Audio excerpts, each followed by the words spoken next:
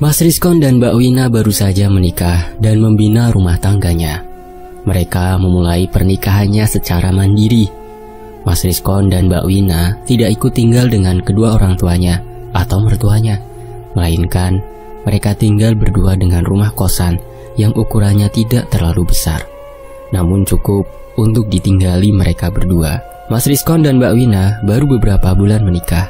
Di kosan tersebut, biasanya Mbak Wina kalau pagi hingga sore berada di kosan sendirian, karena Mas Rizkon bekerja untuk menafkahi Mbak Wina, untuk memenuhi kebutuhannya sehari-hari, dan juga untuk bayar biaya kos-kosan bulanannya. Mas Rizkon bekerja sebagai tukang proyek bangunan kalau ada panggilan proyek. Jadi Mas Rizkon jarang bekerjanya, tidak setiap hari.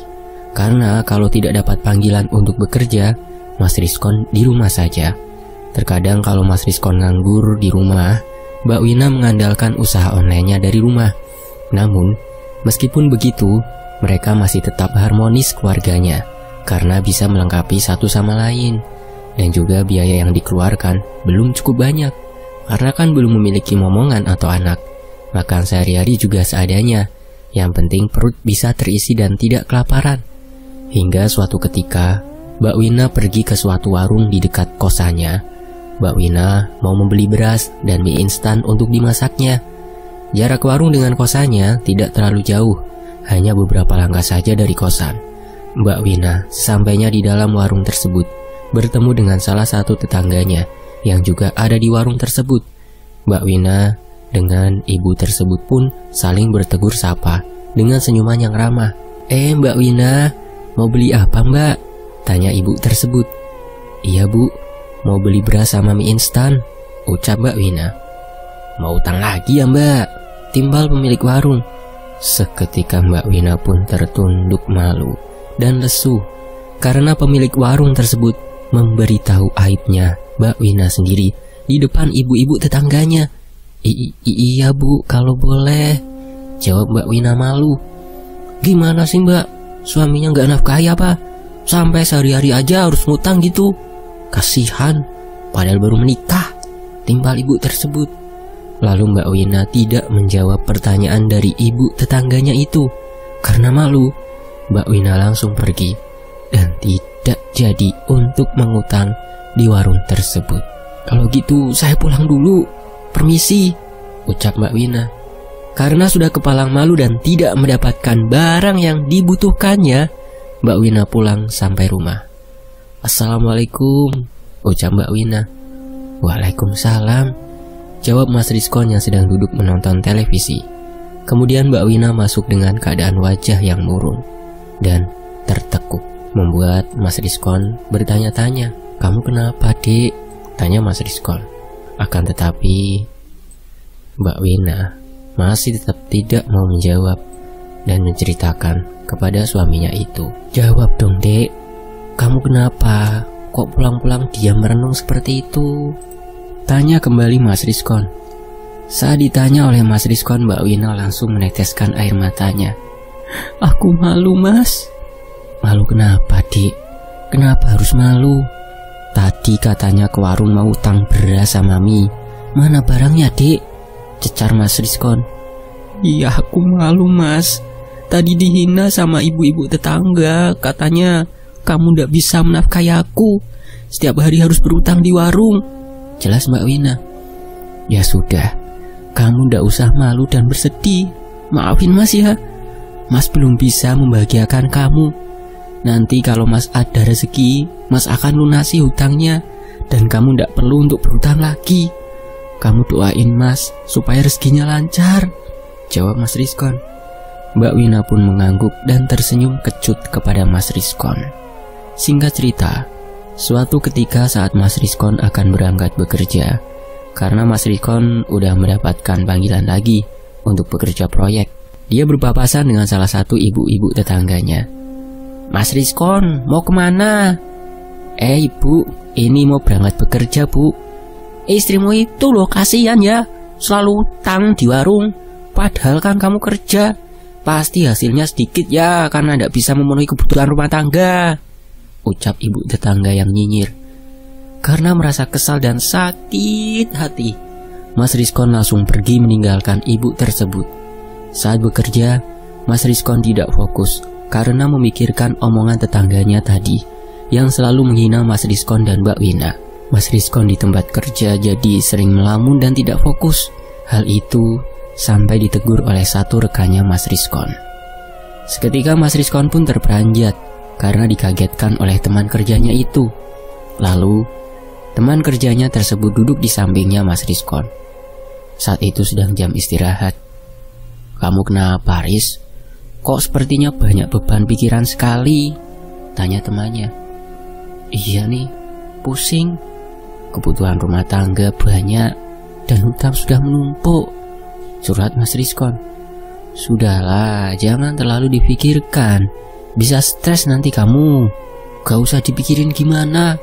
Aku selalu dihina sama tetangga kosan aku, sama istriku juga. Sakit hatiku, bro," jawab Mas Rizkon. "Yang penting kamu tetap fokus saja bekerja dan cari uang. Jangan pikirkan hinaan dan omongan tetangga, Riz," jawab temannya. Mas Rizkon pun hanya bisa menghela nafas panjangnya. Sore harinya Mas Rizkon pulang kembali ke kosannya.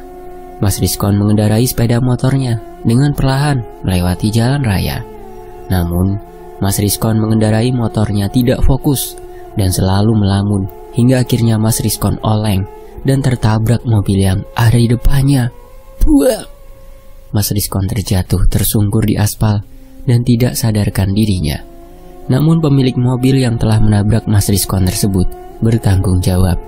Mas Rizkon dibawa dengan mobilnya pergi menuju ke rumah sakit.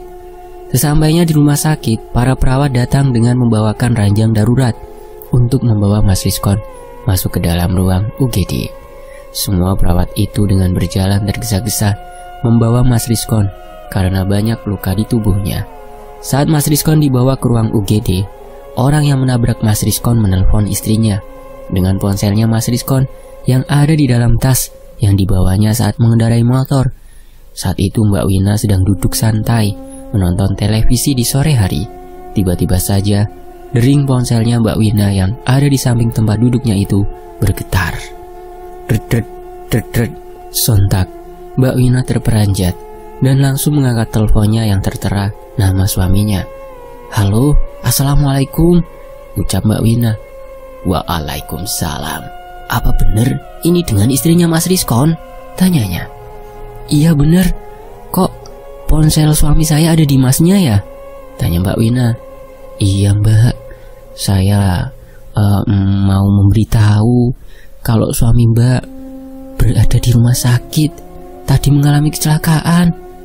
Seketika Mbak Wina langsung lemas dan segera bergegas untuk menuju ke rumah sakit. Dengan perasaannya yang campur aduk, Mbak Wina naik angkutan umum pergi ke rumah sakitnya. Sesampainya di rumah sakit, Mbak Wina langsung menuju ke tempat resepsionis rumah sakit untuk menanyakan ruangan suaminya dirawat.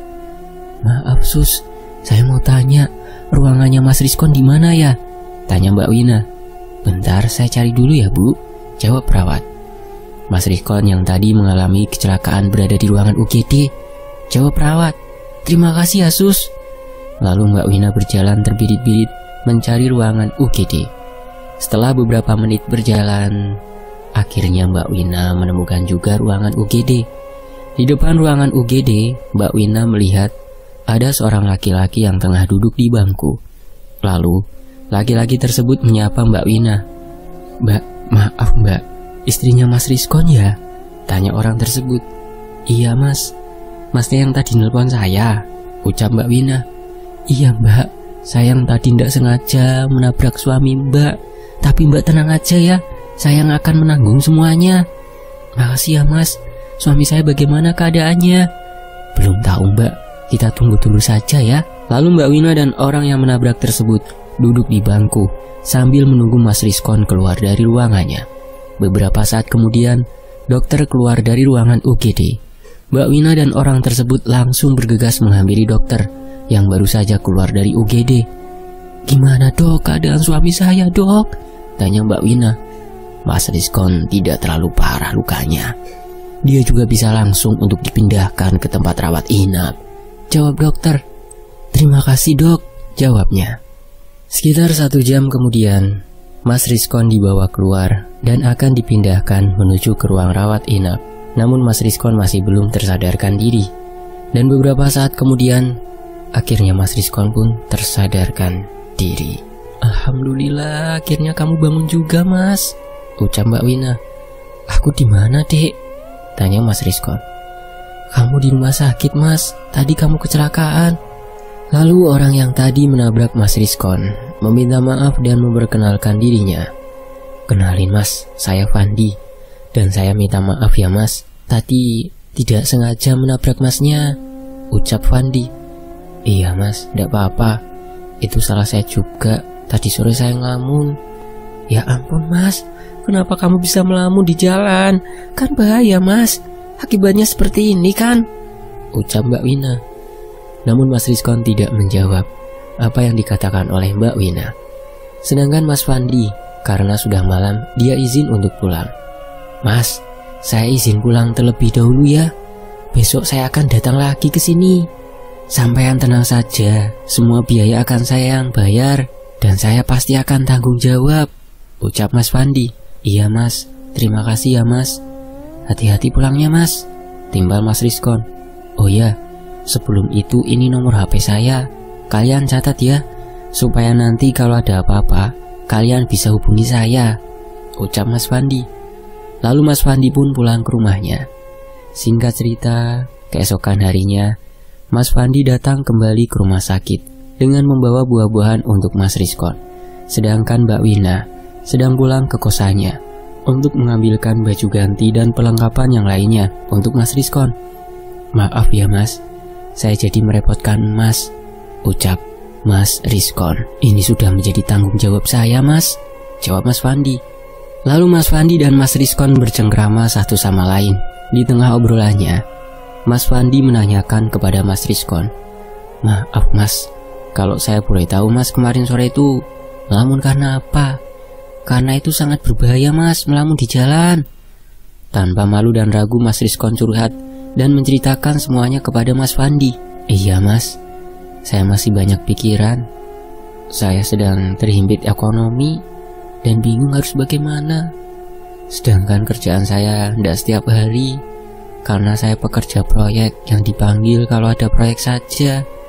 Utang udah numpuk dan selalu dihina oleh para tetangga," jelas Mas Rizkon. "Kalau Mas mau, nanti Mas akan saya bantu untuk buka usaha seperti saya dengan menggunakan modal dari saya. Kalau semisal uangnya Mas udah terkumpul, nanti Mas bisa mengembalikan uangnya pada saya," jawab Mas Fandi. "Wah beneran ini Mas, saya mau banget Mas. Saya sudah bosan hidup kekurangan dan selalu dihina oleh tetangga," ucap Mas Rizkon. "Nanti kalau Mas udah sembuh, Mas nemuin saya saja di alamat ini ya," ucap Mas Fandi sembari memberikan alamatnya. "Iya Mas, baik, makasih ya Mas," jawab Mas Rizkon. "Sama-sama Mas, Mas cepat sembuh ya," ucap Mas Fandi. Beberapa saat kemudian istrinya Mas Rizkon datang dengan membawakan perlengkapannya, dan Mas Fandi pun langsung berpamitan kepada Mas Rizkon karena Mas Fandi ada urusan yang harus diurus. "Kalau gitu saya pamit pulang dulu ya Mas, Mbak. Soalnya masih ada urusan," ucap Mas Fandi. "Loh kok buru-buru banget Mas? Saya kan baru datang," timbal Mbak Wina. "Iya, nanti besok saya kesini lagi Mbak," jawab Mas Fandi. Singkat cerita, Mas Rizkon sudah mendingan dan Mas Rizkon sudah diperbolehkan untuk pulang oleh dokter. Mas Rizkon tidak berangkat bekerja karena tubuhnya masih belum fit dan belum sepenuhnya sembuh. Beberapa temannya dan saudaranya dan tetangganya pun datang untuk menjenguk Mas Rizkon. Orang-orang yang menjenguk tersebut membawakan bingkisan untuk keluarganya Mas Rizkon. Lumayan, bingkisan tersebut bisa untuk kebutuhannya beberapa hari ke depan, karena bingkisannya yang diberikan kepada keluarga Mas Rizkon beberapa bahan-bahan sembako seperti minyak, beras, gula, teh, mie instan, dan lain sebagainya. Ada juga yang memberikan uang dan buah-buahan. Ada ibu tetangganya yang selalu nyinyir itu datang ke rumahnya Mas Rizkon. "Assalamualaikum," ucap ibu tersebut. "Waalaikumsalam. Ibu silakan masuk Bu," jawab Mbak Wina. Lalu ibu tersebut masuk dan duduk di dalam kosannya. Cepet sembuh ya Rizkon, supaya kamu bisa bekerja dan nyusahin Mbak Wina terus, ucapnya yang tidak mengenakan hati. Mas Rizkon yang mendengar apa yang dikatakannya langsung membuang mukanya dari hadapan ibu tetangganya tersebut. Bu, saya buatin minum dulu ya, tawar Mbak Wina. Nggak usah, saya mau langsung pulang saja. Kalau kelamaan di sini nanti bisa ketularan miskin, jawabnya. Mas Rizkon dan Mbak Wina hanya bisa bergeleng-geleng dan mengelus dadanya. Namun malam harinya mereka berdua dikejutkan dengan kabar gembira. Mbak Wina membeli tes pack dan saat dicek hasilnya positif. Mbak Wina dan Mas Rizkon pun sangat bahagia. Akan tetapi itu juga membuat mereka bertambah pusing karena harus mempersiapkan biaya untuk anaknya lahir dan beberapa kebutuhan yang diperlukan calon bayinya. Seminggu kemudian, Mas Rizkon pun sudah sembuh. Karena Mas Rizkon tidak dipanggil lagi untuk kerja proyek, akhirnya Mas Rizkon teringat tentang apa yang tawaran yang diberikan oleh Mas Fandi. Mas Rizkon juga kepikiran tentang biaya untuk persiapan kelahiran anak pertamanya tersebut. Akhirnya, Mas Rizkon pun meminta pendapat kepada Mbak Wina mengenai tawaran dari Mas Fandi. Dek, waktu itu Mas ditawarin uang modal dari Mas Fandi untuk buka usaha. Apa Mas ke rumahnya saja ya? Siapa tahu Mas Fandi bisa bantu kita. Ya sudah, kamu temui saja Mas, jawab Mbak Wina. Ya, besok Mas ke rumahnya ya, jawab Mas Rizkon. Singkat cerita, keesokan harinya Mas Rizkon pergi ke rumahnya Mas Fandi dengan alamat yang sudah diberikan kepada Mas Rizkon. Dengan mengendarai sepeda motornya, Mas Rizkon menuju ke rumahnya Mas Fandi. Menempuh waktu sekitar 20 menit menuju ke rumahnya Mas Fandi. Sesampainya di alamat yang diberikan oleh Mas Fandi, Mas Rizkon sangat tercengang melihat rumahnya Mas Fandi yang menjulang tinggi dan mewah. Mas Rizkon pun mendatangi ke depan gerbangnya dan ada satpam yang menunggu di depan pos. Maaf Mas, mau nyari siapa ya? Tanya Pak Satpam. Mau nyari Mas Fandi Pak. Apa Mas Fandinya ada? Tanya Mas Rizkon. Oh Mas Fandi, ada Mas, silakan masuk, jawab Pak Satpam. Pak Satpam membukakan gerbang rumahnya yang terbuat dari besi dan Mas Rizkon masuk ke dalam rumahnya. Tok tok tok, Assalamualaikum, ucap Mas Rizkon sembari mengetuk pintu utama. Waalaikumsalam, terdengar sautan dari balik pintu. Terlihat seorang laki-laki tampan yang umurnya sebaya dengan Mas Rizkon. Oh Mas Rizkon, silakan masuk Mas, ucap Mas Fandi. Mas Rizkon yang baru pertama kali masuk ke dalam rumahnya Mas Fandi sangat tercengang. Karena di dalam rumahnya tersebut, semua perlengkapan dan hiasan dindingnya itu sangat mewah, yang pasti harganya mahal-mahal. Lalu seorang perempuan datang ke ruang tamu menghampiri Mas Rizkon dan Mas Fandi dengan membawakan air minum. Silakan diminum ya Pak, ucap ART-nya. Gimana Mas? Apa Mas mau menerima tawaran saya yang waktu itu? Tanya Mas Fandi. Iya Mas, saya benar-benar sudah pusing 7 keliling, jawab Mas Rizkon. Ya sudah, kalau Mas siap, besok Mas datang lagi ke sini ya, ucap Mas Fandi. Mas Rizkon dan Mas Fandi saling bercengkrama dan Mas Rizkon berjalan mengelilingi rumahnya Mas Fandi untuk melihat-lihat sekeliling rumahnya. Singkat cerita, keesokan harinya Mas Rizkon datang kembali ke rumahnya Mas Fandi. Mas Fandi langsung mengajak Mas Rizkon ke suatu tempat dengan menggunakan mobil Mas Fandi. Mas Rizkon yang tidak tahu menahu hanya mengikuti saja kemana Mas Fandi akan pergi. Mas Fandi dan Mas Rizkon melewati jalanan yang sangat pelosok dan berliku-liku. Perjalanan yang ditempuhnya sekitar 3 jam, dan beberapa jam kemudian akhirnya Mas Fandi dan Mas Rizkon sampai di tempat tersebut. Mas Rizkon terlihat keheranan karena dia dibawa ke tempat yang ada di tengah hutan. Mas, ini tempat apa sih? Tanya Mas Rizkon. Sudah Mas, ikut saya saja, nanti Mas juga tahu, jawab Mas Fandi. Akhirnya mereka berdua berjalan masuk ke dalam hutan sekitar 30 menit. Mereka berjalan kaki, akhirnya sampai juga di sebuah padepokan yang letaknya berada di tengah hutan. Di padepokan tersebut terlihat sudah banyak orang yang ada di sana. Lalu, Mas Fandi masuk ke dalam. Mas Rizkon pun mengikuti saja. Semua orang yang ada di tempat tersebut, sebut saja padepokan, semuanya sedang melakukan ritual dengan merapalkan mantra. Begitu juga Mas Fandi. Mas Rizkon hanya melihat saja dari kejauhan apa yang dilakukan orang-orang tersebut. Setelah 1 jam lebih, semuanya telah selesai melakukan ritual dan juga Mas Fandi. Lalu Mas Fandi dan Mas Rizkon menemui kuncen yang ada di padepokan tersebut. Jadi gini Mbah, ini teman saya ingin kehidupannya berubah seperti saya, ucap Mas Fandi. Sampean beneran mau melakukan ini demi kehidupan sampean berubah? Seketika Mas Rizkon pun mengerti apa yang sebenarnya dilakukan oleh Mas Fandi.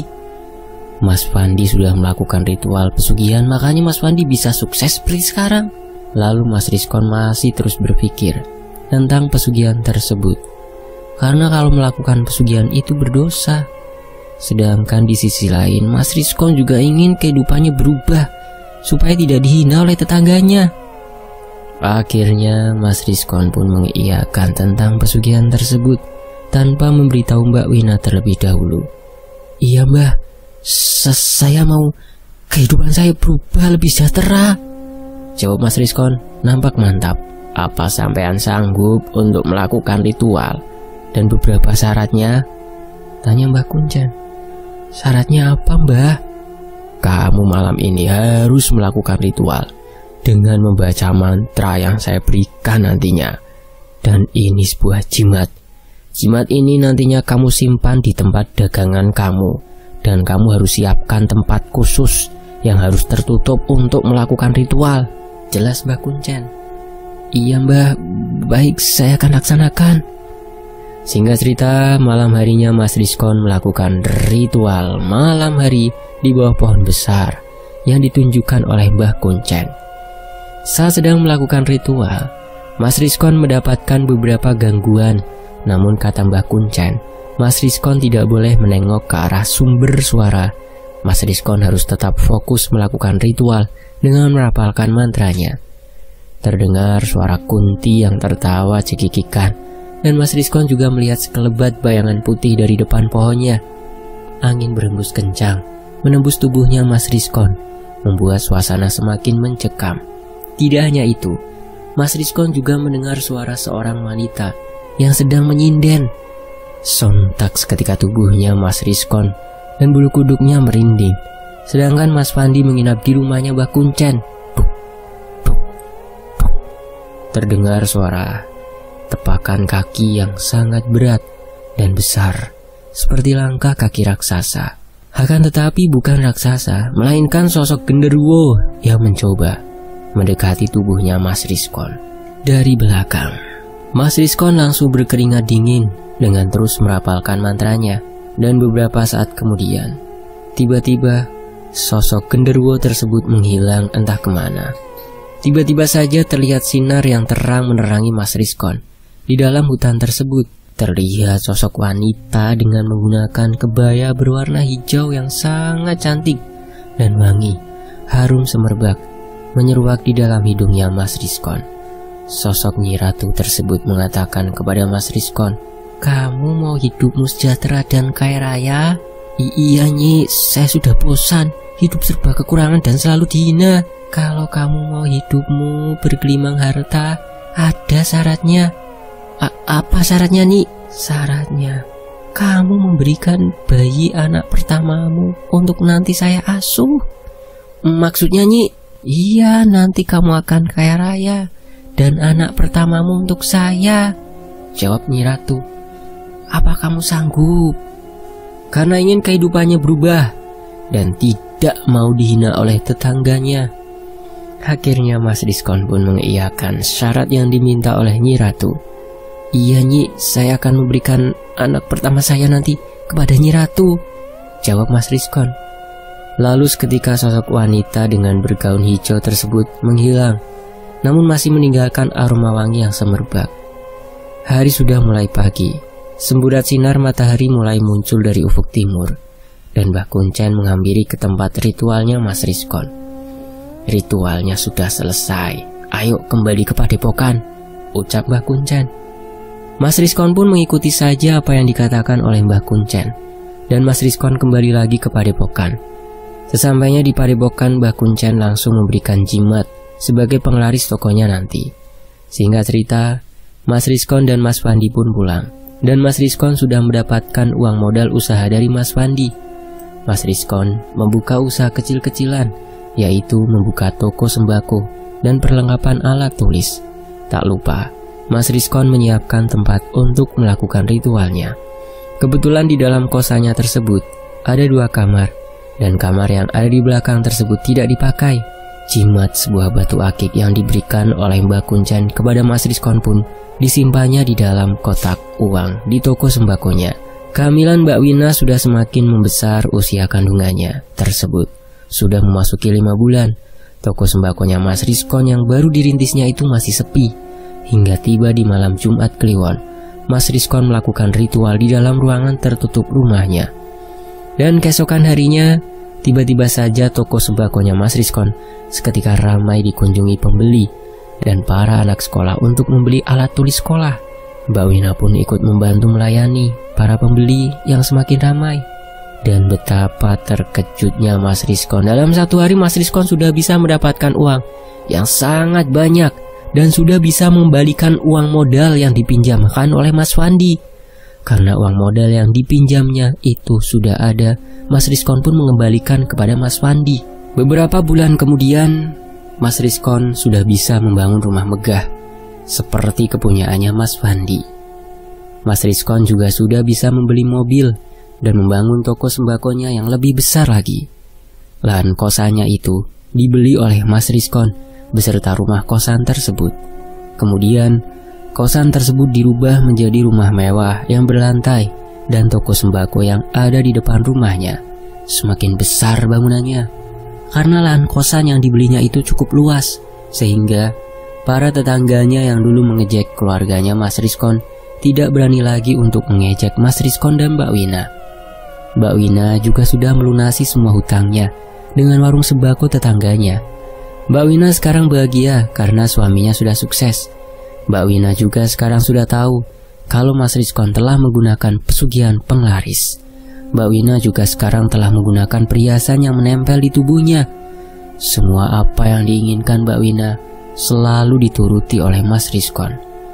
Beberapa bulan kemudian Mbak Wina perutnya sudah semakin membesar dan usia kandungannya sudah menginjak 9 bulan malam itu.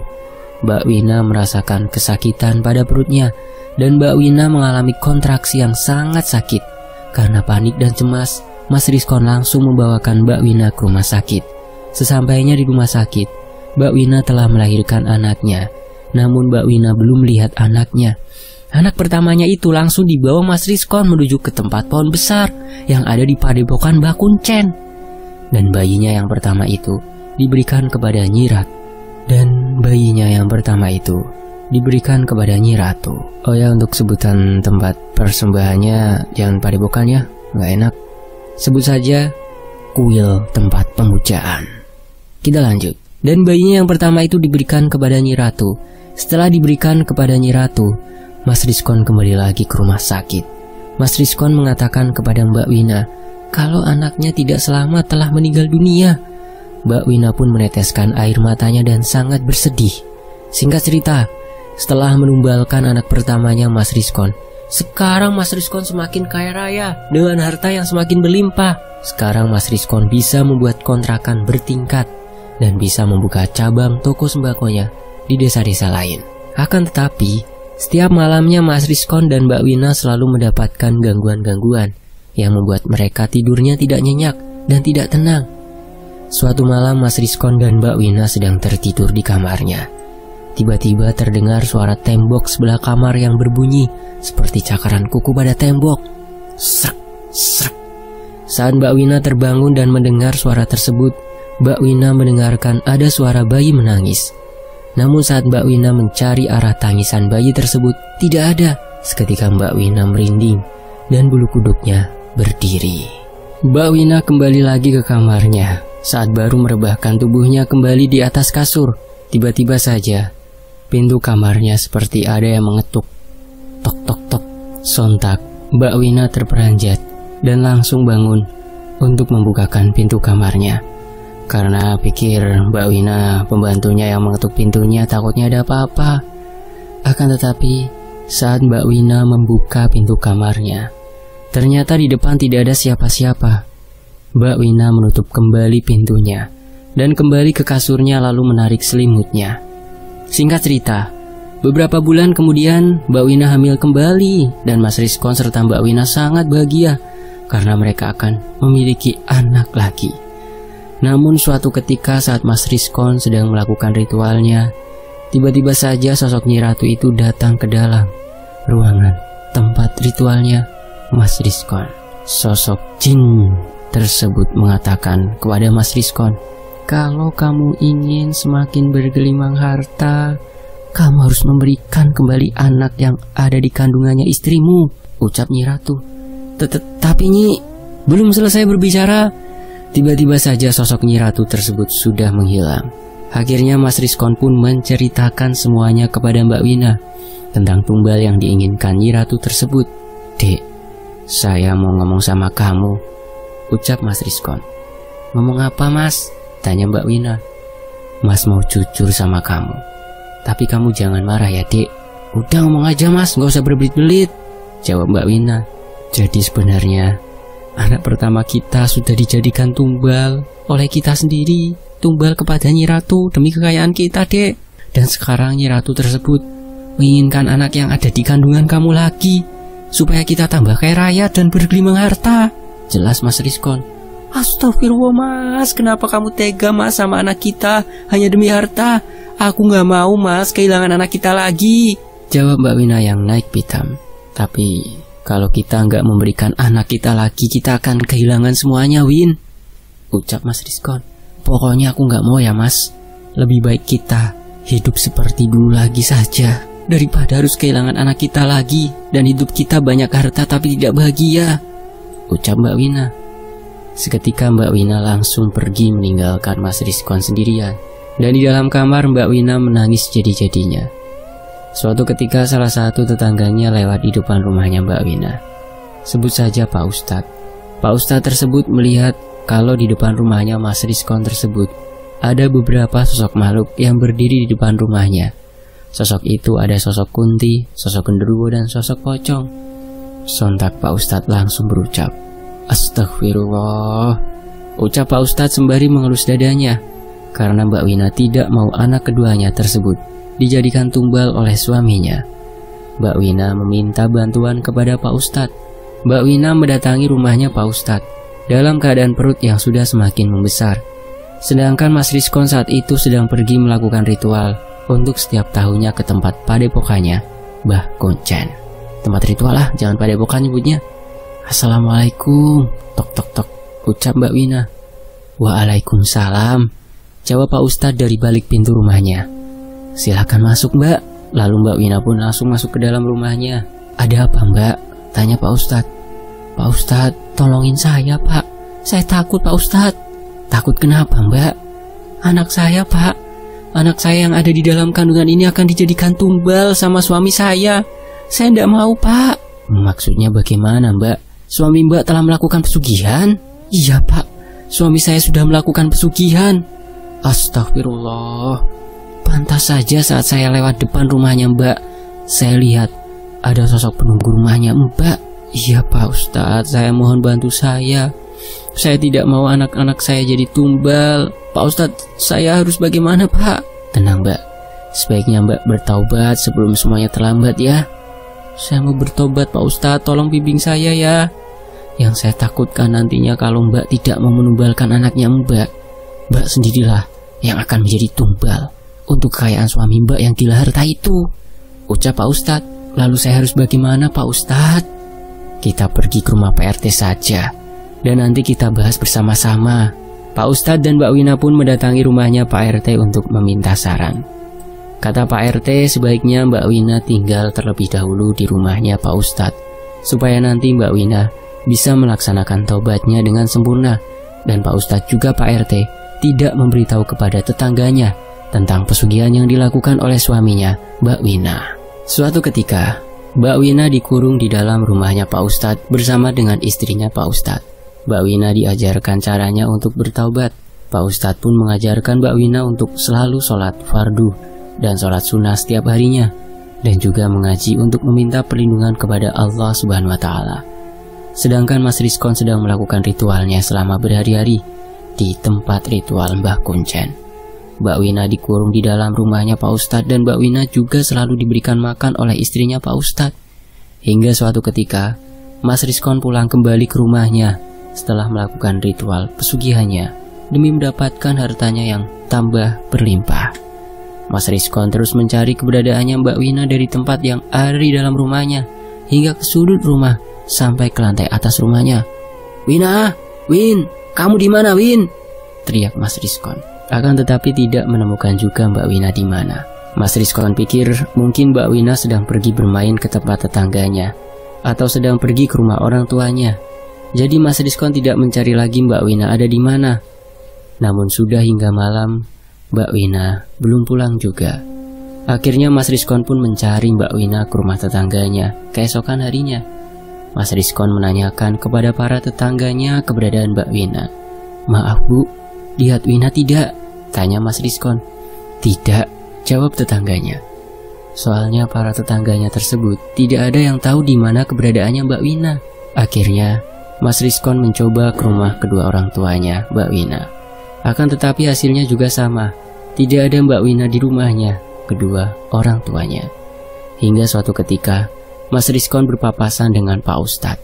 Mas Rizkon pun menanyakan keberadaan Mbak Wina kepada Pak Ustadz. "Pak Ustadz, maaf mau tanya, Pak Ustadz melihat istri saya tidak?" tanya Mas Rizkon.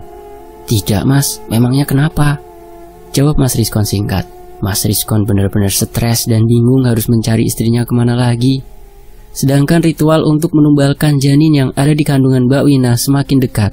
Mas Rizkon benar-benar cemas dan gelisah karena tumbal yang sudah ditargetkan Nyai itu menghilang. Jadi Mas Rizkon takut nantinya Mas Rizkon akan kembali jatuh miskin seperti dulu lagi. Sedangkan Mbak Wina masih saja diumpetkan di dalam kamar rumahnya Pak Ustadz dan dibegali ibadah serta mengaji Pak Ustadz yang juga selalu sholat hajat dan sholat tahajud untuk membantu melindungi Mbak Wina dari serangan gaib, memohon pertolongan Allah. Setiap harinya Mas Rizkon berkeliling berjalan kaki mencari kesana kemari keberadaannya Mbak Wina, hingga terlihat seperti orang gila dengan pakaiannya yang lusuh seperti tidak diganti. Padahal sudah menjadi orang kaya raya, namun mungkin karena tidak diurus oleh Mbak Wina, jadi Mas Rizkon tidak terawat. Suatu malam saat sedang tertidur, Mbak Wina bermimpi didatangi oleh sosok Nyi Ratu. Sosok Nyi Ratu itu mengatakan kepada Mbak Wina, "Serahkan anakmu kepadaku. Janinmu sudah ditargetkan suamimu untuk tumbal kekayaannya selanjutnya," ucap sosok Nyi Ratu. Akan tetapi, tiba-tiba saja ada Pak Ustadz yang datang dan bertempur dengan sosok Nyi Ratu tersebut, dan Nyi Ratu pun kalah. Seketika Mbak Wina terperanjat dan terbangun dengan nafas yang tidak beraturan dan dipenuhi dengan keringat yang membasahi bajunya. Mbak Wina langsung mengelus-elus perutnya yang sudah terlihat membesar. Mbak Wina pun menghela nafas panjang, bersyukur karena anak yang ada di kandungan tersebut masih ada di dalam perut. Singkat cerita, Mas Rizkon semakin kebingungan mencari kesana kemari keberadaan Mbak Wina. Mas Rizkon benar-benar sudah seperti orang gila yang selalu berteriak di jalan, sampai semua tetangganya tersebut tidak mau untuk mendekati Mas Rizkon. Sedangkan usahanya Mas Rizkon yang dirintisnya selama ini mulai bangkrut. Mbak Wina sudah bertobat dan hijrah sekarang. Mbak Wina berhijab. Saat itu Mas Rizkon sudah benar-benar gila dan kehilangan hartanya dengan perlahan-lahan. Usahanya sudah tutup dan jimat yang ada di dalam toko sembako depan rumahnya itu tiba-tiba saja terbakar dengan sendirinya. Suatu ketika, saat Mas Rizkon berada di dalam rumahnya, Mas Rizkon diganggu oleh sosok kuntilanak yang tertawa cekikikan, dan tiba-tiba sosok kunti tersebut berubah menyerupai Mbak Wina. Mas Rizkon yang saat itu melihat Mbak Wina, dia mendekati ke arahnya. Padahal sosok yang menyerupai Mbak Wina itu adalah sosok Kunti, dan Mbak Wina tersebut seketika berubah menjadi sosok Kunti dengan membawa pisau. Saat Mas Rizkon mendekati, dan Mas Rizkon langsung ditusuk perutnya dengan menggunakan pisau tajam yang dipegang oleh sosok Kunti tersebut. Mas Rizkon pun langsung terkapar di lantai dengan penuh darah. Sementara di dalam rumahnya tersebut tidak ada yang mengetahuinya, karena pembantu yang ada di dalam rumahnya Mas Rizkon itu telah keluar dari rumahnya. Pembantu tersebut diperintah oleh Mbak Wina saat itu untuk keluar saja. Apalagi sekarang Mas Rizkon dalam keadaan kurang waras. Singkat cerita, beberapa warga sekitar menanyakan keberadaan Mas Rizkon yang tidak pernah terlihat sudah sekitar 5 hari lebih. Salah satu warga yang melewati depan rumahnya mencium bau aneh bangkai di depan rumahnya Mas Rizkon. Namun rumahnya Mas Rizkon tersebut masih terlihat tertutup rapat, sehingga para warganya penasaran karena takut terjadi apa-apa dengan Mas Rizkon. Akhirnya, beberapa warga yang lewat depan rumahnya itu melaporkan kepada Pak RT. Pak RT dan beberapa warga lain datang untuk melihat ke rumah Mas Rizkon. Karena pintunya terkunci dari dalam dan tidak bisa dibuka, akhirnya pintu rumahnya Mas Rizkon pun didobrak oleh beberapa warga sekitar. Warga saling bekerja sama untuk mendobrak pintu rumahnya. Dalam hitungan 1, 2, 3, pintu pun didobrak dengan sangat kencang. Brak! Seluruh warga yang ada di depan rumah Mas Rizkon langsung masuk dan berpencar ke dalam ruangannya. Saat dilihat ternyata Mas Rizkon berada di dapur dalam keadaan terlentang dengan tusukan pisau yang ada di perutnya dan dipenuhi darah yang telah mengering. Warga yang melihat ke tempat tersebut pun langsung tercengang ngeri serta menutup hidungnya masing-masing karena baunya sudah sangat busuk sekali. Akhirnya Pak RT dan warga yang lain menyatakan bahwa Mas Rizkon meninggal karena bunuh diri, karena dirinya telah gila, tidak menemukan istrinya, dan kekayaannya dalam sekejap hilang. Mbak Wina yang berada di rumahnya Pak Ustadz langsung diberitahu bahwa suaminya telah meninggal dunia. Singkat cerita, jenazahnya Mas Rizkon segera dimandikan dan disolatkan. Mbak Wina juga ikut ke rumah untuk melihat jenazah suaminya yang terakhir kalinya. Jenazahnya Mas Rizkon setelah dimandikan dan disolatkan langsung dibawa ke tempat peristirahatannya untuk yang terakhir kalinya. Meskipun suaminya telah berbuat dosa dan sudah melakukan hal yang menyakiti hati Mbak Wina, akan tetapi Mbak Wina masih tetap merasakan rasa iba dan sedih atas kepergian suaminya yang telah melakukan perbuatan yang musyrik itu, karena sosok Nyi Ratu itu tidak mendapatkan tumbal janin yang ada di kandungannya Mbak Wina, dan juga tidak mendapat tumbal istrinya Mas Rizkon. Akhirnya Mas Rizkon sendirilah yang menjadi tumbal akhir pesugihannya. Setelah kepergian Mas Rizkon, kandungan Mbak Wina semakin membesar dan akan melahirkan. Mbak Wina sekarang tinggal di rumahnya kedua orang tuanya, tidak tinggal di rumah suaminya dengan uang hasil pesugihan tersebut. Semua pakaian, uang, emas, dan yang ada di dalam rumahnya tersebut disumbangkan kepada panti asuhan, panti jompo, dan orang-orang yang membutuhkan. Sementara itu di sisi lain, Mbak Wina mengeluh sakit pada perutnya. Sepertinya Mbak Wina akan melahirkan. Mbak Wina pun langsung dibawa kedua orang tuanya ke rumah sakit. Singkat ceritanya, akhirnya Mbak Wina memiliki anak perempuan yang sangat cantik. Mbak Wina membawa anaknya itu ke rumah kedua orang tuanya. Dan semenjak saat itu Mbak Wina mulai mencari pekerjaan untuk menghidupi anaknya dan dirinya. Sekarang Mbak Wina sudah berhijrah dan lebih rajin beribadah. Hingga suatu ketika Mbak Wina dipersunting oleh salah seorang ustadz yang belum menikah. Akhirnya Mbak Wina dan ustadz tersebut menikah, dan kehidupannya Mbak Wina menjadi semakin baik, dan juga rumah tangganya sangat harmonis dan bahagia. Sedangkan kabarnya rumah hasil pesugihan milik yang Mas Rizkon tersebut sekarang terbengkalai, dan warga sekitar sering melihat adanya penampakan yang ada di depan rumah tersebut.